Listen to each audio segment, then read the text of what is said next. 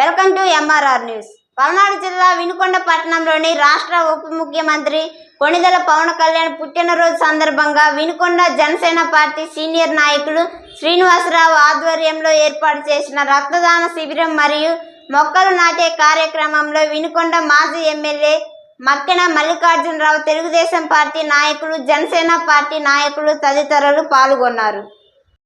మనకి ప్రాణం పోసిన దేవుడు మరొకరు ప్రాణాపాయ స్థితిలో ఉంటే వాళ్ళ ప్రాణాలు కాపాడే గొప్ప అవకాశం మనకి ఆ దేవుడు మరలా కనిపించాడు. అదే రక్తదానం.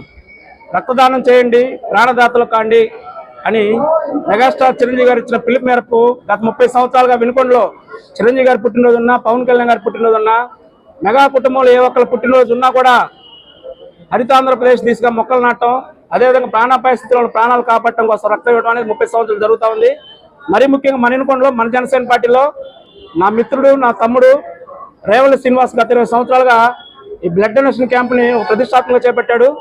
అతను కూడా వినుకొండ నియోజకవర్గ జనసేన పార్టీ తరఫున హృదయపూర్వక ధన్యవాదాలు తెలియజేసుకుంటూ, ఎంత ఖాళీ లేకుండా తిరిగి లేకుండా పనులున్నా కూడా మా మీద ఆహ్వానంతో, మా ఆహ్వానాన్ని మన్నించి మా మీద ప్రేమతో, కాదనకుండా కూదనకుండా ప్రేమతో వచ్చిన మా అన్నయ్య మక్కెన మల్లికార్జునరావు గారికి, అదేవిధంగా మా మిత్రపక్షం టీడీపీ పట్టణ అధ్యక్షులు అయ్యూబ్ గారికి, మా వినుకొండ ఈపూర్ మండల జనసేన పార్టీ అధ్యక్షులు పొనపాల నర్సయ్య గారికి, అదేవిధంగా ఈరోజు కొన్ని ప్రత్యేక కారణాల వల్ల రాలేకపోయినా మేము వెంట ఉంటాం, మీరు ఈ కార్యక్రమాన్ని దిగ్విజయంగా పూర్తి చేయండి అని మాకు భరోసా కల్పించిన మన ప్రీతమ నాయకులు, మన శాసనసభ్యులు జి ఆంజనేయ గారికి, వారి సతీమణి శివశక్తి లీలా ఫౌండేషన్ అధినేత శ్రీమతి లీలావతి గారికి, ఈ కార్యక్రమానికి ప్రత్యక్షంగా పరోక్షంగా ముందుండి నడుపుతున్న జనసేన పార్టీ నాయకులకు, జన సైనికులకు, వీర మహిళలకు, తెలుగుదేశం పార్టీ నాయకులకు అందరూ కూడా వినుకొండ నియోజకవర్గ జనసేన పార్టీ తరఫున పేరు పేరున హృదయపూర్వక ధన్యవాదాలు తెలియజేసుకుంటూ, మన తెలుగుదేశం, జనసేన, బీజేపీ మిత్ర బంధం ఇలానే 15 సంవత్సరాలు కొనసాగాలి.